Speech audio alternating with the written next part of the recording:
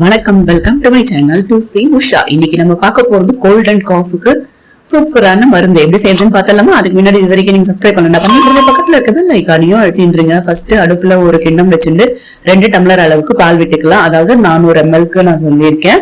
1 நிமிஷம் லோ ஃபிளேம்ல அப்படியே காய்ச்சுவோம். 1 நிமிஷம் எடுத்து இப்ப மஞ்சப்பொடி ஒரு 1/2 ஸ்பூன் அளவுக்கு சேர்த்துக்கலாம். மஞ்சப்பொடியை பொறுத்த வரைக்கும் இதுல நேச்சுரலாவே ஆன்டி இன்ஃபிளமேட்டரி ப்ராப்பர்ட்டிஸ் இருக்கு.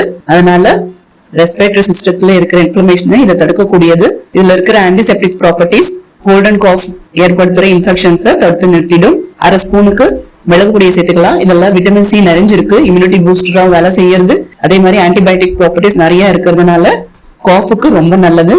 பட்டை 1 இன்ச் அளவுக்கு சேர்த்துக்கலாம். இது கோல்டுக்கு ரொம்ப நல்லது.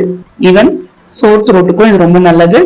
இதுல இருக்கிற ஆன்டி ஆக்சிடென்ட் ப்ராப்பர்ட்டிஸ் நல்ல இம்யூனிட்டி கொடுக்கும் நம்ம உடம்புக்கு. Anti viral, anti bacterial, anti fungal properties நிறைஞ்சிருக்கு. இதுல சுக்கு 1/4 ஸ்பூன் அளவுக்கு சேர்த்துக்கலாம். இதுல ஆன்டி இன்ஃபிளமேட்டரி ப்ராப்பர்ட்டிஸ் நிறைய இருக்கு. உடம்புக்கு ரொம்ப நல்லது. டைஜஷனுக்கும் இது நல்லது. பாலுக்கு நல்ல வாசனை கொடுக்கறதுக்கு 1/4 ஸ்பூனுக்கு ஏலக்காய் பொடியை சேர்த்துக்கலாம். எல்லாத்தையும் நல்லா கலந்து விட்டுருவோம். இதுக்கு 1 ஸ்பூன் அளவுக்கு நெய் சேர்த்துக்கலாம். இதுலயும் ஆன்டி இன்ஃபிளமேட்டரி ப்ராப்பர்ட்டிஸ் நிறைய இருக்கு, ஆன்டி பாக்டீரியல் ப்ராப்பர்ட்டிஸும் நிறைஞ்சு இருக்கு. இது எல்லாத்தையும் நல்லா கலந்து விட்டுட்டு 1 நிமிஷம் அப்படியே கொதிக்க விடுவோம். 1 நிமிஷத்துல கொதி வந்துட்டு இது போதும். அடுப்பு ஆஃப் பண்ணிடலாம். 1 டேபிள் ஸ்பூன் அளவுக்கு தேன் சேர்த்துக்கலாம். இதை ஸ்டெயின் பண்ணிடலாம். நம்மளது சூப்பரா ரெடி ஆயிடுது.